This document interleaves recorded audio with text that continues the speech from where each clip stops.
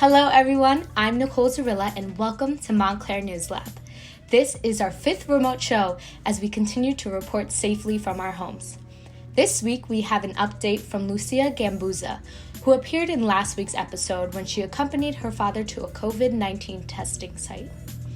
But first, I have a story about a Montclair State alumni who traveled internationally when the virus hit. In the beginning of March, a recent graduate of Montclair State, Marjorie Chacon, and her mother went to visit their family in Ecuador. They left her dad and brother back home. Her mother was hesitant about going. She was this close into canceling our trip. I hadn't seen my grandma in over 3 years, so I really wanted to see her. So I told my mom, let's just go. 5 days after their arrival, Ecuador ordered a nationwide lockdown. The plan was to see Marjorie's grandmother for 2 weeks, but their return flight was canceled. Around that time, they found out Marjorie's brother Jeffrey was sick. We didn't really think that it was the coronavirus, especially since the doctor said that it's probably like a stomach virus. On the 3rd day of Jeffrey's illness, their father went to the doctor to get a note to go back to work after taking time off to care for his son. El doctor me dijo, no, yo tengo que chequearte. Cuando él me chequeó los pulmones, él me dijo, lamentablemente yo no puedo darte la nota para que regreses a trabajar. Porque creo que tu hijo tiene el virus y tú eres el próximo. That's when we started to freak out a little bit. When they could finally get a flight, it cost a fortune. There was just one point that my mom said, you know what, no matter what the price is, we're just gonna have to pay it because we have to go home. When they finally got home, Jeffrey and her dad were pretty sick. Our symptoms got worse when my sister and my mother came home.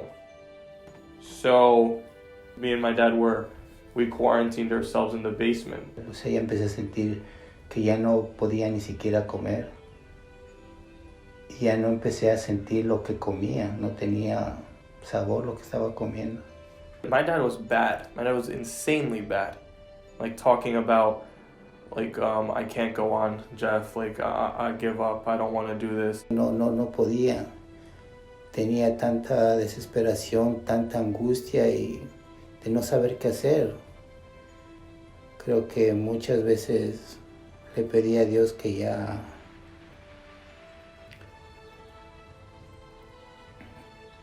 me llevara porque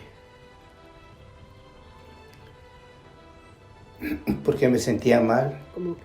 Then things took a turn for the better. Marjorie's dad got his appetite back and Jeffrey began to feel better. Pensé que si Dios me daba otra oportunidad de poder vivir, de poder estar con mi familia, de disfrutar, de poderles ver a mis hijos crecer, formar sus hogares. We're able to eat dinner and eat breakfast as a family again. We're able to laugh and joke around, which is amazing. A family separated in time of this virus and brought back whole with faith, love, and perseverance. We just learned from Marjorie that since we put this story together, her mother has tested positive for the virus and is currently recovering. We wish all of the best to the Chacon family as they continue to get through this. Hello, my name is Lucia Gambuza. Last week, I accompanied my father to get tested for COVID-19 and took you through the process of what getting tested at Kean University is like. My father went to get tested because he was working with someone who showed COVID-19 symptoms. Today, I'm happy to announce that my father tested negative, receiving his results just 6 days after being tested. We received an email from BioReference Laboratories with an attachment and downloaded it to find the coronavirus is not detected.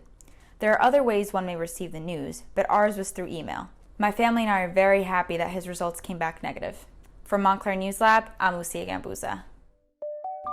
Hi, I'm Kyle Klakowski. Joining me now is Kayla Vespia, the president of Delta Phi Epsilon.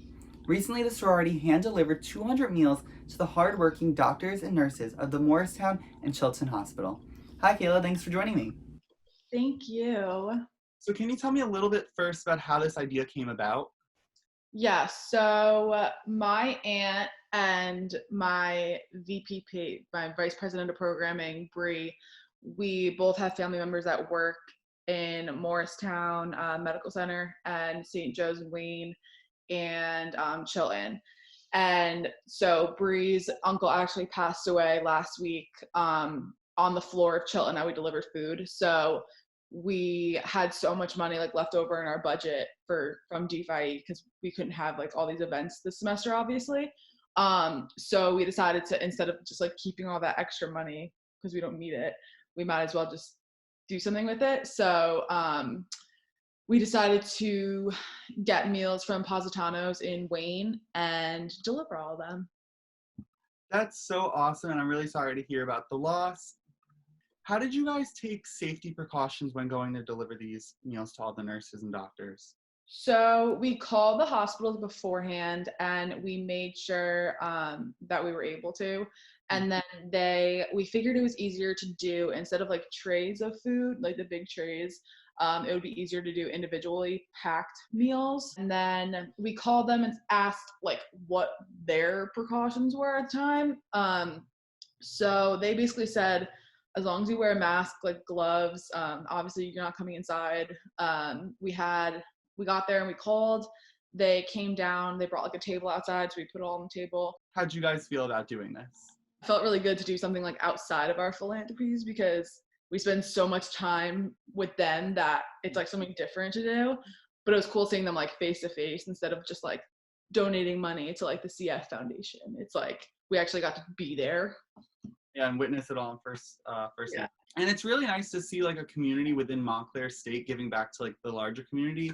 So that's really awesome, and kudos to you and all of the girls at that sorority. And Montclair News Lab, thank you so much for joining me, and thank you for giving back to the community during these difficult times. Thank you. No problem. We're happy to.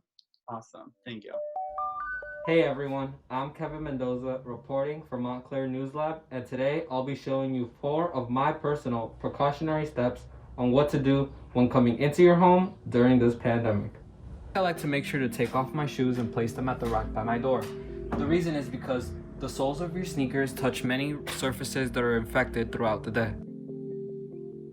There's many videos you can find online on how to properly remove your gloves. I was able to find mine at cdc.gov. Once you're done with your gloves, don't forget to properly dispose of them. Now that I've thrown away my gloves, I like to take off my mask from the strings around my ear. This happens to be a reusable mask, so I wash it often. If you have a disposable mask, of course, throw it away. Lastly, I like to make sure to wash my hands. According to the CDC, you should wash your hands for at least 20 seconds. Remember, these aren't the only steps you can take in order to prevent contact with COVID-19. Other things you can do are disinfect frequently touched surfaces such as keys, wallets, cell phones, and more. This, of course, doesn't take away the importance of social distancing and following government guidelines. I'm Kevin Mendoza, and this is Montclair News Lab. I'm Nicole Romaine, reporting from Ocean County. The coronavirus pandemic has forced students around the globe to adjust to online learning. For some, this transition is simple. But what about the students that depend on hands-on experience? I need to check your blood pressure. You will feel tightness around your arm as I inflate the cuff. This just makes it kind of hard though because you can't physically put the blood pressure cuff on, so you're not really learning as much. You're kind of just going through the motions. My sister, Erica Romaine, is a junior nursing student at the University of Delaware. Along with the stress of living in quarantine, she is also worried about the shift to online learning. It just had me feeling very overwhelmed and stressed out because the thought of doing any nursing skills via a website or online and not in person is very scary to me.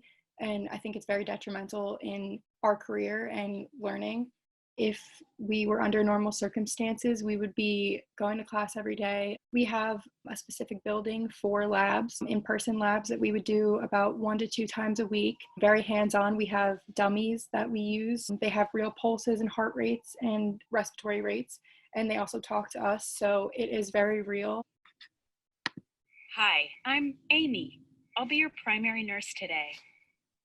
So I'm obviously Amy for the simulation. The in-person labs have been replaced with virtual simulations.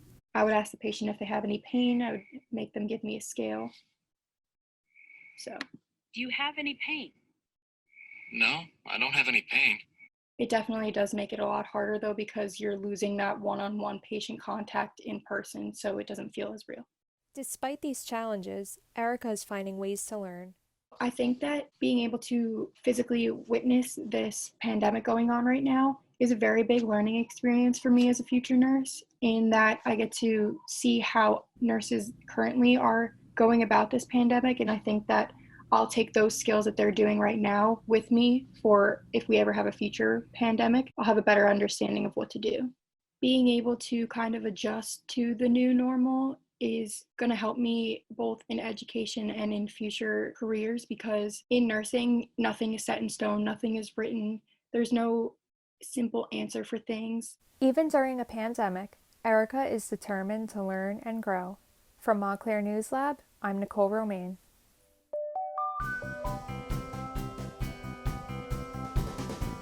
Every day now when I go into work, I hear the song "Here Comes the Sun" coming across the PA.